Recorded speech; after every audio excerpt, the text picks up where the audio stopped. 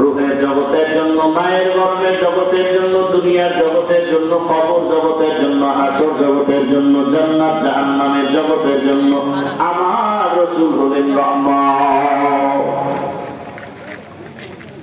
আমার রাসূল কেমন রহমত! রবিউল আউয়ালে রাসূল দুনিয়াতে আগমন করেছেন, রহমত শুরু হয়ে গেছে গোটা দুনিয়ার মাঝে।